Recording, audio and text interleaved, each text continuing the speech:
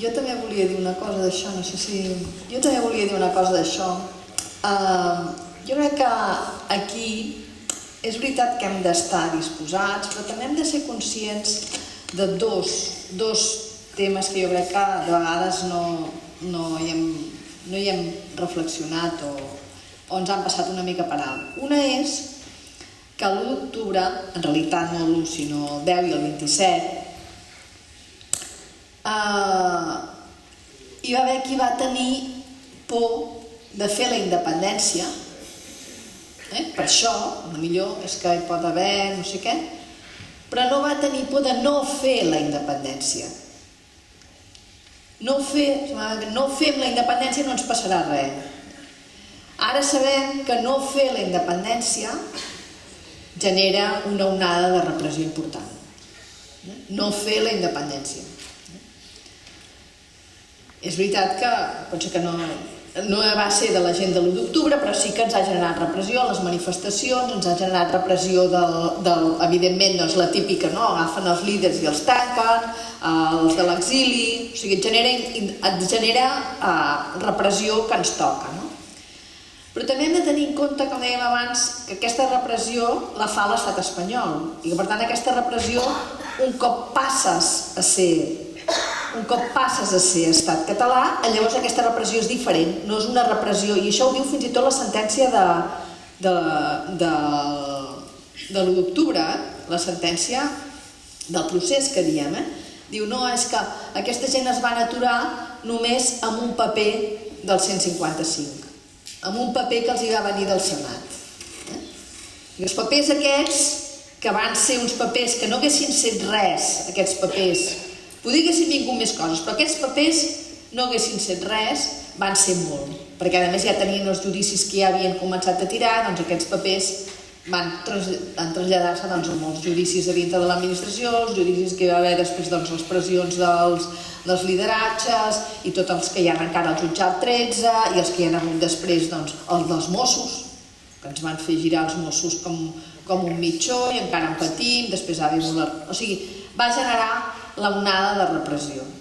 I per tant, sí que és l'onada de repressió que vivim fa 300 anys, amb més o menys intensitat. Per tant, no sortir d'Espanya genera molta violència, la que ens tiren a nosaltres en qualsevol de les formes.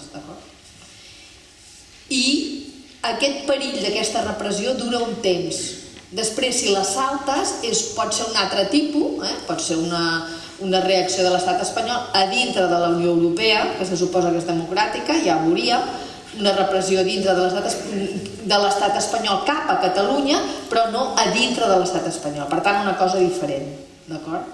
I segurament nosaltres molt més empoderats també i d'una altra manera amb difícil entrada. Si tens el territori, tens control del territori i tens la població dintre, doncs més difícil de controlar.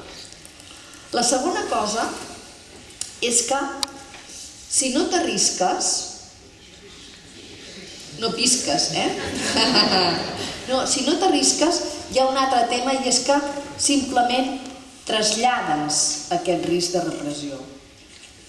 I ara ja estem en un punt que abans podies traslladar-la a futures generacions, no? Estem en aquest punt. O sigui, l'altre dia a Girona vaig veure molt clar que aquesta no fer l'1 d'octubre hem traslladat aquesta repressió als nostres fills, a les futures generacions.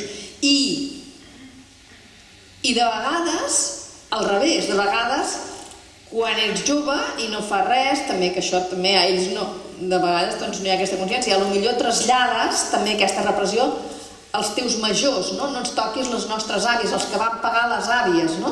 Els que van pagar els avis i àvies, no feia res, però arriba un moment que els que lluiten per la llibertat som de cabells blancs, molt bé, i per tant no arriscar-se, com diu, ets capaç d'arriscar-te, clarament estem amb la independència, ser activista és risc, perquè si no t'arrisques has de tenir molt clar això, si no t'arrisques és que estàs d'acord en viure la repressió, o sigui, enfonsat en la repressió, poder un dia no et tocarà a tu, però que sàpigues que tu, si no fas res, això ho trasllades i pot ser que segurament ho trasllades a la gent molt propera a tu, gent que estimes, o sigui, no és el teu país, és la teva sang, o sigui, el risc aquest és inherent, evidentment, a l'activisme, i jo crec que tothom que hi ha en aquesta sala ho sap, i hem de ser conscients d'això, que només es vencerà una mica, com deia en Josep, tots junts, perquè aquest és un projecte, el de fer la independència, que és un projecte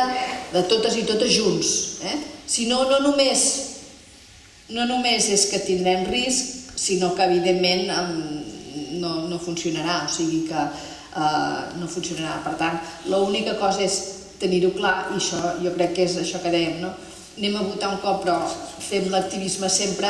Nosaltres, els activistes, són els que realment tenim la força i la il·lusió de que aquest projecte sigui contagiós i arrossegar tothom, perquè és la lluita per la llibertat, i la llibertat dels que estem aquí, i la llibertat de tot Catalunya.